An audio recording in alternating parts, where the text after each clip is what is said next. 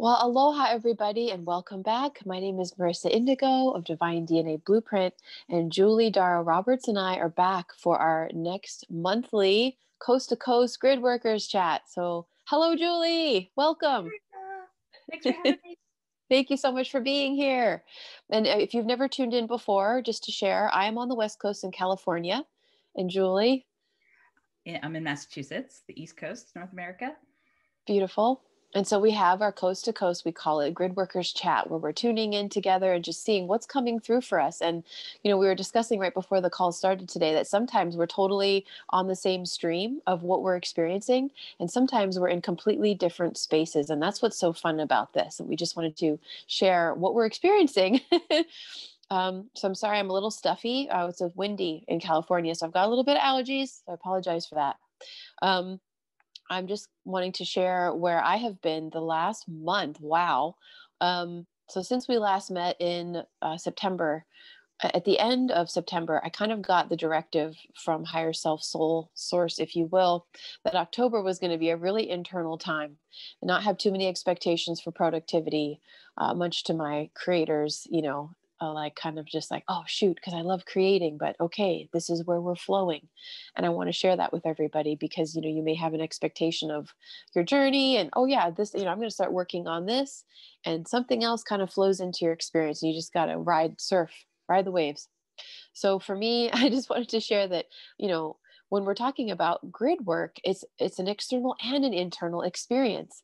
And so for me, this whole month of October, I was essentially down flattened for the majority of 3 weeks, the first 3 weeks of the month, almost the whole month, with a combination of ascension symptoms and integration and receiving downloads and light codes, if you will, from the inside out.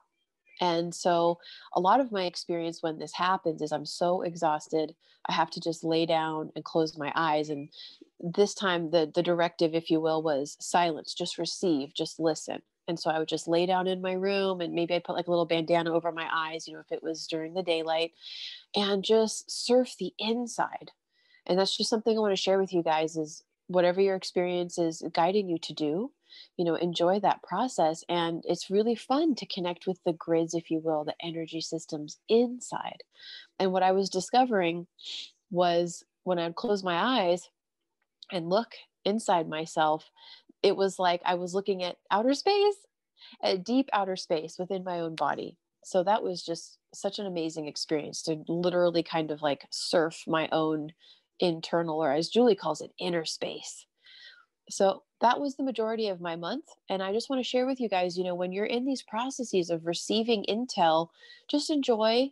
Sometimes, yeah, I definitely get frustrated because I love to create. I've got all these things on the docket, if you will. I'm excited to write all these books and, develop courses and all this. But we are where we are, and just enjoy receiving the intel, because I promise you, once you kind of go through that, eye of the needle or wormhole to the other side, you're going to have so much to create. And that's something me and Julie were talking about, is that this week, in stark contrast to what we've been working through or allowing, now we're on fire, just creative fire. And that's what's enabled us to get together. I had to cancel last week because I was just like, girl, I can't even get out of bed. So, so I just wanted to share that with you all. And Julie, how are you doing? What's going on in your world? I'm good. It's interesting. Like for me, this is like the fall, and I was born on the fall equinox here. And so I'm a fall baby. And just like September and October are the places where like my fuel for my light body is the foliage, and like, this is my time. This is my season. Beautiful. That's And so beautiful. It's been really glorious here. Sadly for the trees, maybe it's because of a little bit of a drought. We've had a lot of drought. Like we don't have a lot of water this summer, but the trees started turning early. But then like it sort of slowed. Like every fall is really unique. Sometimes it'll come like there's been years where we've had like massive ice storms that like take all the leaves out. Anyway, so it's like one of those. Fall is so fleeting's not the right word, but it's so precious. Like you have to. It's like if it's a warm, sunny day where the light is coming down on the golden leaves, like it's like you got to get out there and drink it in, because it's like, I don't even watch Game of Thrones, but winter is coming. So we're different, and like it's very seasonal based here, like activities and everything. Where I know from when I lived in California, there's like kind of climate, the climate is more steady. Anyway, Yes. but my October has been, it's like when I get out in the woods and I'm like with the foliage and like fueling my light body. And it's so October mostly was very, very buoyant with that here. And early October, mid-October. And then for me, like one of the things I'm tasked or enjoy to do that feeds my soul is to pay a lot of attention to what we can see. They call it visible astronomy, like the planets and the codes from the sun and the stars and the moon and the planets. And in the beginning of 2020, at the beginning of each new year, like part of my inner ritual as a grid worker and just as a person is to like really go in and like assess maybe what I should pay attention to for the upcoming year. Like I usually get a directive. And for 2020, I had heard it's all about the planets. It's like the planets this year. And for me, like Venus was a really big, like the Venus, and it's the Venus coming into the Pleiades cluster and that diamond light body activation that produced. And so, but this in October for me, I sort of got a change of directive, if you will, inner directive. So we're in the Mars time now. So like it was all Venus coding all of this year.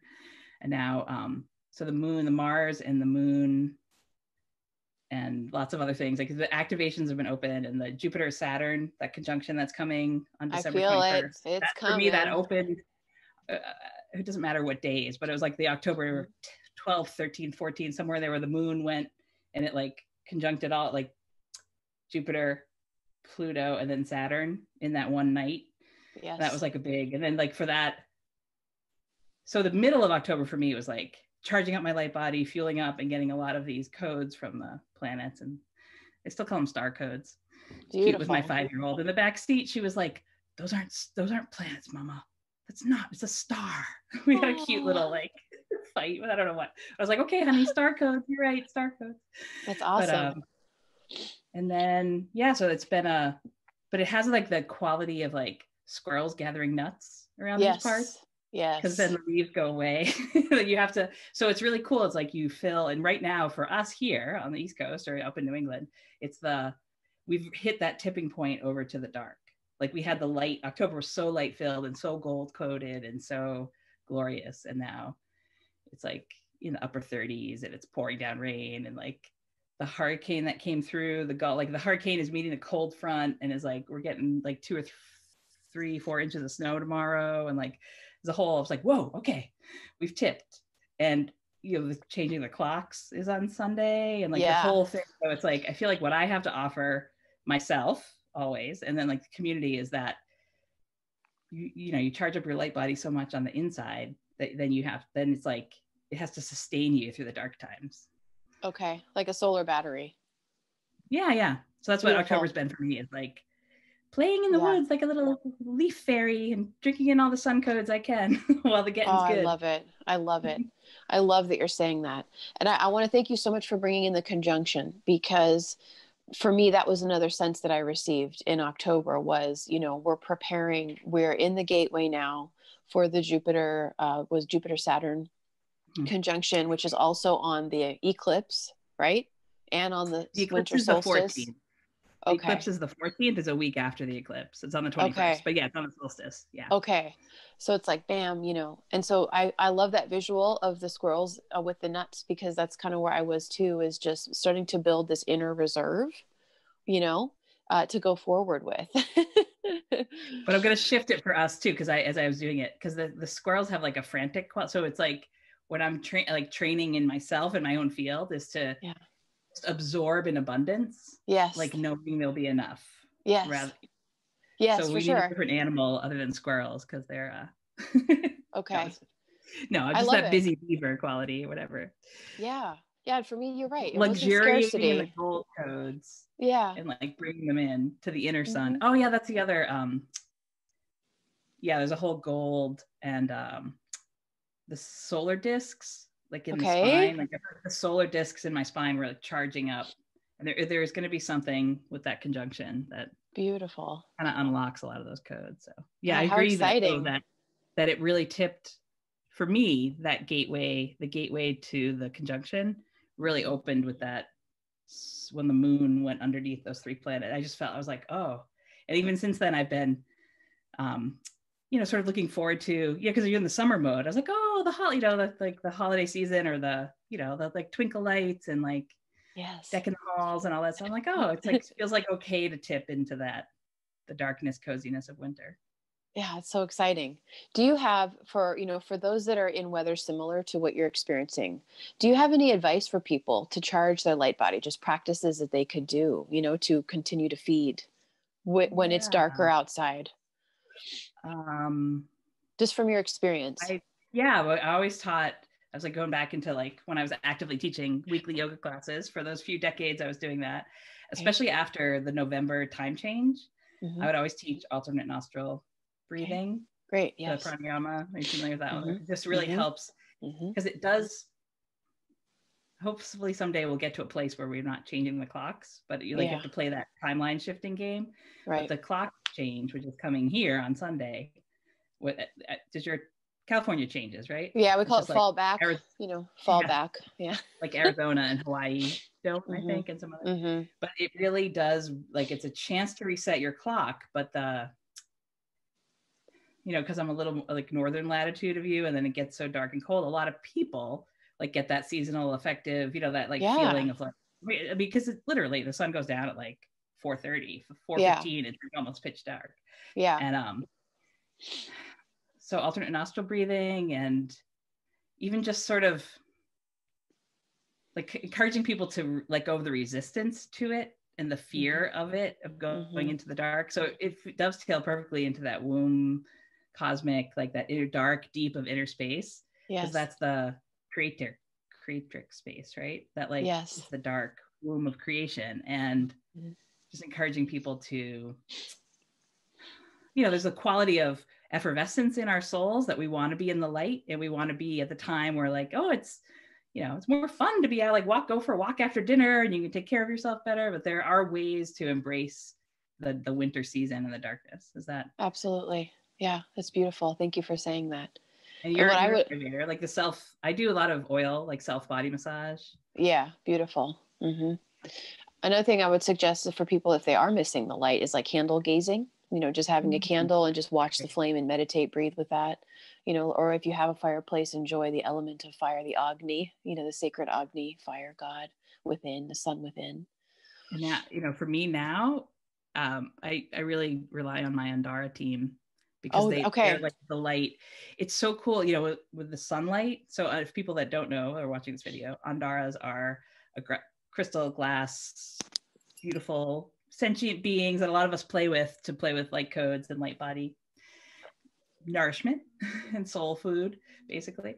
And so the work for me, the winter, I reminded myself the other day, I was like, oh yeah, this is the light codes. And like the Andaras love the snow and ice, and the winter light, because the leaves fall away here, and it's like it's like a whole different game of like the crystalline field in the winter, and bringing in light codes. Beautiful. For me, that brings me a lot of joy, and like going out in the woods and the snow. And but the light, so the Andaras, I was saying that one of them, my orange one over there, is like telling me, it's like, even today is completely overcast. Okay. It's raining hard, but like the Andaras here on my table are like, they have their own inner glow. Yes. So they're constantly reminding me of like, you can be bright inside even on the cloudiest of day. Beautiful. Oh, I love that. Thank you. Yeah. So what else? We talked last season about Halloween. Yeah. And we're decorating, like it's sort of like some ways, right? We're talking about gridworking, but sort of like gatekeeping. We can talk about that a little bit too, right? Like there's like where some of us, we were coding in for Halloween in early September when we talked, right? Yeah, yeah. Now, even though Halloween's like 2 days from now when we're making this video, but now we're coding in for like the next, this winter solstice season. So it's like we're it's always rolling, huh? Like cycling forward. Yeah. That's so exciting. Can I say when you were talking about your October really made me, and when I tuned in this morning, I was like, what's the highest offering I can bring to our gridworker chat? It was to talk about embodiment. Yes. And like really kind of breaking down that word. I think that word gets bandied around a lot, and maybe a lot of people, maybe some people watching this video don't really quite know what it means, and what, Mm-hmm. you know, or what, like, we can hear it a lot, but I thought we could provide some authentic, tangible experiences of that. Does that make Yeah, sense? I would, that's one of my favorite subjects. Okay, Absolutely. Yeah, I would love to. Do you want cool. me to, Yeah, dive in?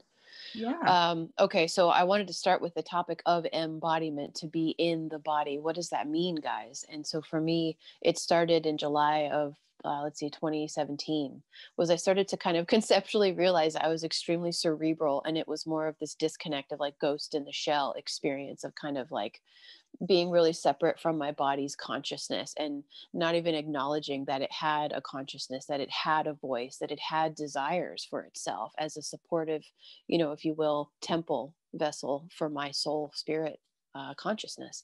So that for me was the first kind of just that, oh my gosh, like I've really been abusing my body really my whole life, if you want to think about it, just being negligent of its desires, and just kind of wanting it to, I was looking at it more mechanically instead of this incredible extension, an avatar, a suit, if you will, of my consciousness. And so that's something I always want to offer to people, is just start there, just start to consider, look how beautiful this is, look how perfectly it's made.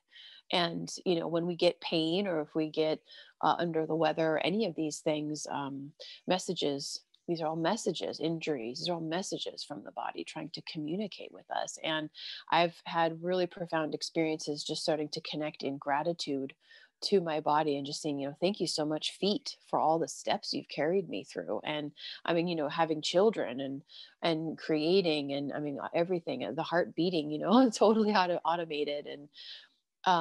So I would say that's the first step in like activating our DNA, even, in our embodying our higher potential, allowing the soul to come in and starting to see how magical and amazing our bodies are. And obviously a lot of us have deprogramming to do, from society, and like how they've portrayed women, for instance, all that's an industry. It's not anything about the divine human. So sometimes we have to deprogram these thoughts, of unworthiness or not good enough, or those are big things to think about. Those are all things which separate us from our beauty, our true beauty of being. So I'll start with that. For me, that was the beginning. And then from there, it was starting to really go more deeply into even things like, I have a lot of scars from my childhood illnesses, surgeries, different, I had to take steroids that really like blew my body up like a balloon when I was a little kid. So I've got scars all over the place. And my whole life, I judged myself for them, for being imperfect, um, and that was kind of reinforced with society too, because we all want to be perfect, and we have this weird idea of what that is at first, right?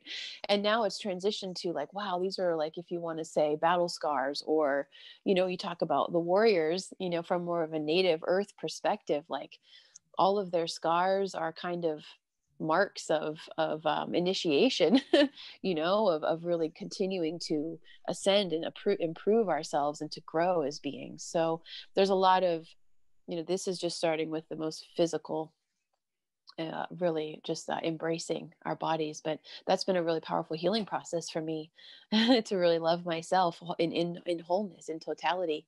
And when we can go deeper than that, once we really embrace and love our body temple and honor it, and are grateful for it, there's a lot of shifts that happen with that. And then we can go more into unlocking the DNA, and seeing the grids of the body consciousness. And it's really amazing.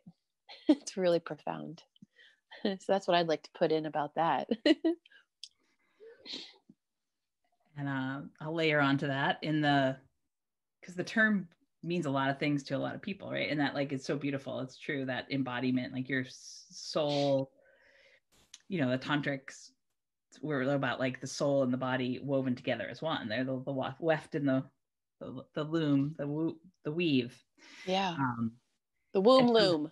yeah. So but for grid workers in particular that might be watching this, the body, so working as yourself, like your human body and the energy field that you are, is like a control panel, or if people are familiar to working with mandalas. So you know how a reflexologist would work on your foot, right? We've all maybe, and there's like that foot map that probably everyone that's watching this video has seen, is like, right, the intestines are down here and the like sinuses are up here on the foot, pretend it's the foot. And Yeah. so that, like, as a map, right? So a mandala is almost like a two-dimensional like projection of a Yeah. 3D space onto a flat surface, if you will. That's one way to Mhm. think of it. Or I think of it as like an access panel too. Or like, Yep. you know, you have a keyboard on your computer and you get Yep. to like type in, you get like, you get to interface with things. So for me, I know that that experience of embodiment, like my journey was through doing yoga and asana, a lot of that. So where I got that feeling of like, oh, it's okay to be comfortable in this bag of skin I'm in and like be okay, like all the things you were describing. Yeah. And then you get used to that, like the body field, and then realizing it's like, oh, this is an interface for the like the solar system grid or the Yes. galactic grid or the whole universe. It's like Mhm. your microcosm of you is an access panel. That's the word that's coming through. It's like an interface panel of like driving the whole machine of the universe. Yes. It's like a Um, motherboard for yes, all of mother, creation. exactly. Yeah. Like circuitry. So embodiment for grid workers, a lot of times, this is, has happened to me over the years, where you'll have a thing like for right now, my thing is like here in my neck or in my whatever. And sometimes a thing's just a thing because you sleep funny. But sometimes a thing is like, you can actually dive into the sensation of your own physical body. I haven't unpacked what this one is fully, so I'll use one from a few years ago that I did unpack. Like I had this feeling down the line of my body, the whole left side line. And sometimes it feels like yours, but sometimes you can tell it's larger than that, right? It's not like something I did to my body. I didn't tweak myself. So you always check out your own field and, you know, get the attention that you need or medical advice you need for your longevity and health as a human. But then if you want to dive in deeper, that layer, like one time I had this like thing, and when I tuned in through just like my inner knowing and a little bit of body movement and meditation, I just got the signal that was from the continental divide. Beautiful. I was like, how interesting. Like my body, like there'll be a line and it will direct you to a certain spot on the planet. Like sometimes, here's another example from this year that's coming through. Like I had in January of 2020, this spot on my thumbs were like, it was like aching. Like I could barely use my thumbs. I couldn't open things. I had that like, have you ever had like you know how crystals pop out of the skin, or like I had like bumps on it, and it was just like, and they were on fire. They were itchy. That was what it was. Itchy, Okay. itchy. I was like, what is like, did I, you know, was I pulling poison ivy roots? Did I get, you know, you like go through all the physical things. And I kept meditating with it and being with it. And it was like, then when I did a little research, I was like, oh, this is the Venus mound. Yeah. Of the thumb. And then I looked, it was like a Venus mound. And I don't know, I'll just say it. It sounds like I'll say, but this like directed me to, when I did a little bit of intuitive research on that, it directed me to this volcano on Venus. And this volcano on Venus had this shape. And as soon as I looked at the shape of the volcano, which had that name, I looked at the shape of the volcano and I was like, oh, it's Uluru. Like that, it was that day that the activation. Yes. So this was my like January 10th. You know, it was January 12th, 13th when was it the Saturn and the sun? That's what I was paying attention to. That was on the 13th, but January 10th, 11th, whatever that was, where everybody was like, oh, the whole planet. A lot of grid workers got that message, right? Like, let's work with, am I pronouncing it correctly? I just always read it. Uluru. I think so. In Australia. It's yes. a big, actually used to be a giant tree, I think. Like a huge tree. But anyway, it's cut out, it's like a rock formation. Such a beautiful mound. Sacred Beautiful. Site. But then I was like, oh, I'm working on that and I'm connecting it to Venus, but I'm through this spot of my thumb. So that's like sometimes what a grid worker's embodiment is, to like unpack it and then to realize what's happening. And then often as soon as you get the realization of like what the codes were that you were supposed to embody or deliver, like the physical situation will resolve itself. That's beautiful. That make sense? So like, I'm just encouraging grid workers to realize that you may have a lot of, you know, one of my friends had like this big sty in her eye. Like sometimes you will have physical eruptions, shall we call them, or physical sensations in your own physical field that are to guide you to work with spots on the earth in a direct way.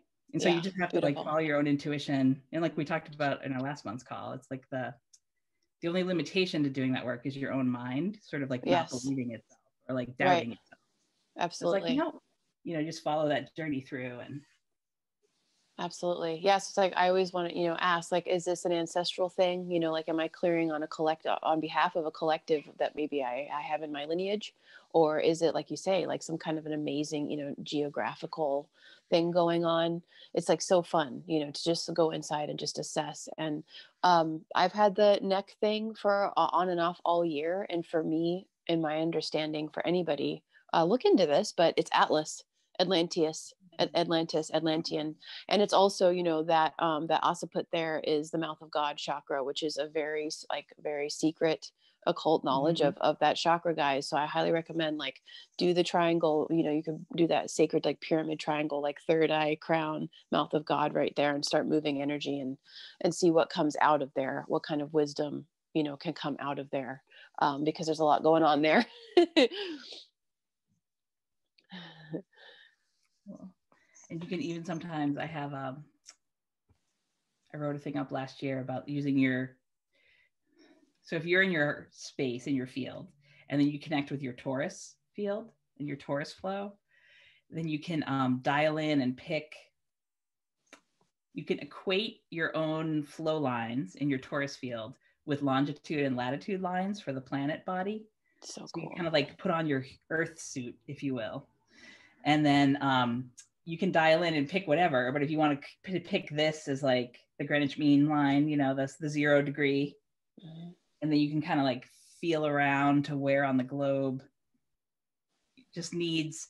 So you're in your own field and you're just moving energy in a toroidal field. And if you don't know, we have a few, I'm sure we have a few resources we could put in the links to work with that.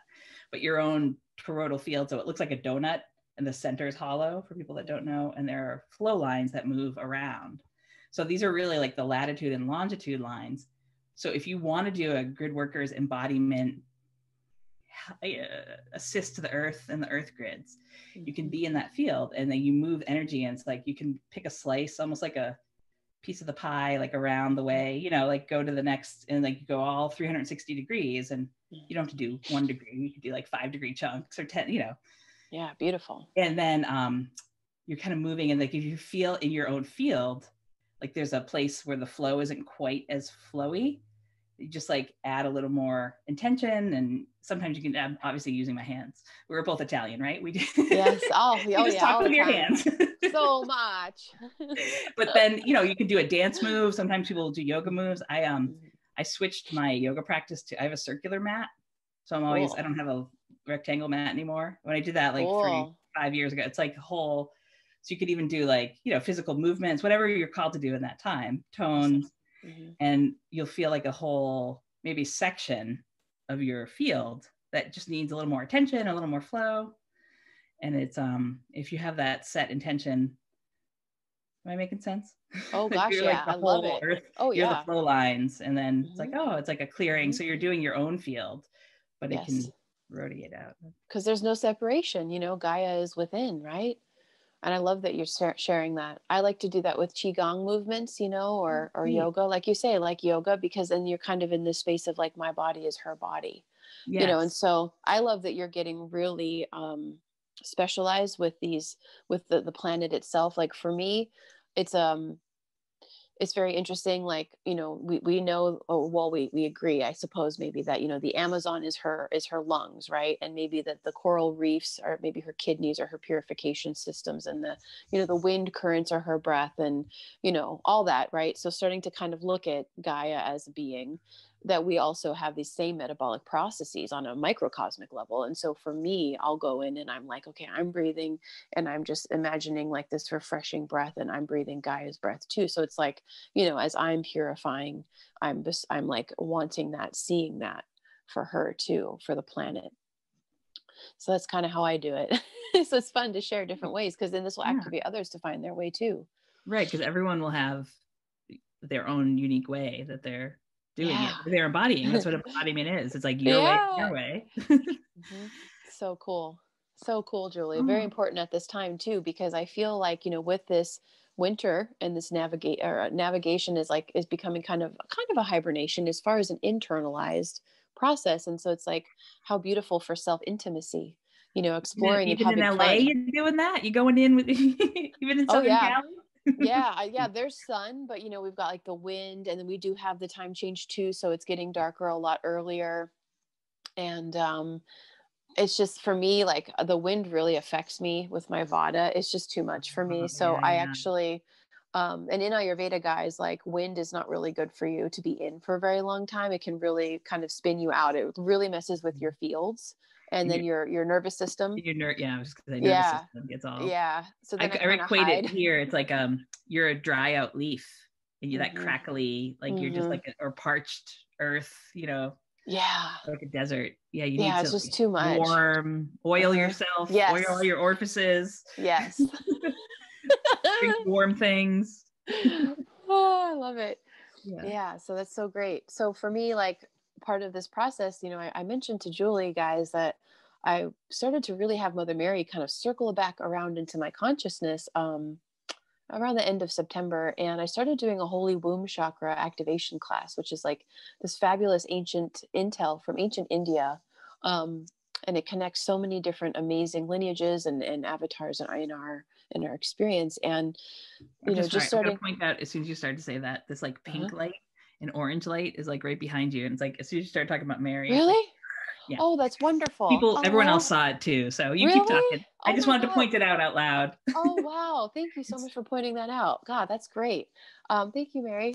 Um, but just starting to look at our ability as conscious creators, to start to connect. And the holy womb chakra is, thinking about like the cosmic mother, that potential of energy. And like you talked about, I think we deprogram this notion of darkness. And what does that really mean? Is it really dark? No, it's the void, right? The void of pure potential of energy that has not been, it's formless. It's the formless realms. Um, and so just to help people with that, with this winter time is like, it's going within and like assessing the inner space within and what do you want to create. And with that, with your intentions, are there any beliefs maybe, or any little things still running in here that are saying, oh no, you can't do that, or you can't have that, or but it's just such a fabulous connection. And I'm going to be doing, like, I'm getting certified to teach this because there's a lot of mantras involved, and it's such a fabulous process. But that'll be coming like in April of next year. It's a big kind of practice of a ritual. But just to share that with everyone, male or female, we all have a holy womb chakra. We all have this connection. And if you could imagine like almost like a black hole of energy, that we can like suction this energy, this divine energy, to create with as conduits, of the divine, so in our service work. Beautiful. That is so. You had asked me this. What came through while you were saying that is like All this right. waft of pine fragrance over here. Oh, And I was like, yum. "What is that?" But I had been rearranging so this is it's a soy pine candle. So Nice. like from the earth plane, I have a reason why I got the pine smell. But as you're saying that, of like you had asked me earlier, like, what do you do to sustain yourself through the winter months, or like create the light? The trees, the evergreen trees. Yes. Something about your time, that like use the trees. Yes. Trees Beautiful are to portals connect. like that I they have agree. that birthing I agree. quality. That's wonderful. Oh, Aw. anything Glad to talk else? to you. Yeah, no, it feels Yeah. like a Probably cycle pretty of good. completion of the chat. Okay. We Yeah. could walk all day if we wanted to, but Yeah. Yeah, but this for is sure. perfect.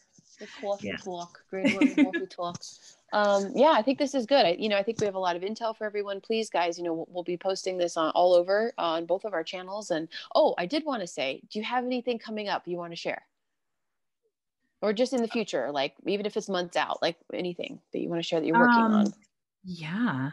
I've been Okay. working, speaking of birthing, well, I've been Okay. working on birthing my online courses for several years, and they're at the birthing stage. So I've been revamping things. So I do have, I just embedded my website with an online scheduler so people can book in for sessions with me without having to like interact with me. That's like I know Awesome. I'm like catching up to the the 2000s, but it's fun. So I'm going to be birthing a whole bunch of courses myself. Beautiful. Um, over the next one about the rainbow rays of creation, a lot of building with light and architecting with light. And so Wonderful. I'm That's starting there are a wonderful. few classes on there that I call Illuminator, which Okay. are, so you asked like, what do you do with the light body? So I have an Andara, a rainbow ray Andara team at my center inner space, and they're going to assist in bringing through the rainbow light code. So I have 2 classes in November. Okay, awesome. And what's the website for this? Thank you. Innerspacehealing.org. Okay, perfect. Beautiful. And I rearranged I have a lot of content, but it's kind of like stuck in my blog.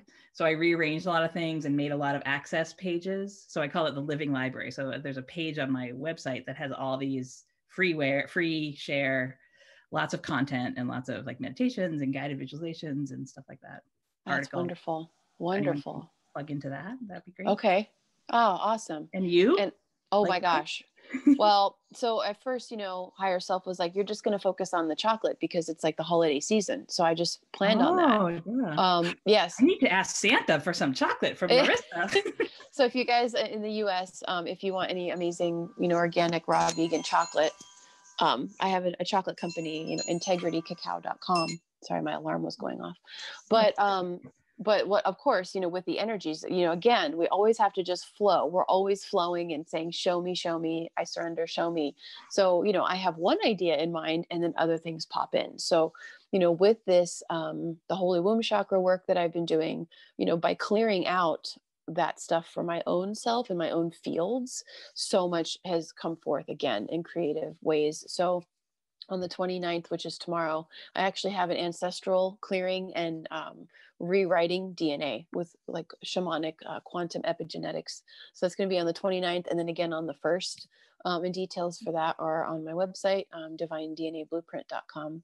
But in November and December, what came through was more work with the heart chakra as a portal and helping people start to be comfortable living with an open heart. So, how do we open our heart? How do we feel comfortable there, even when it's uncomfortable? So we can start to adapt to this 5D way of, heart-based living and really be like courageous in that space.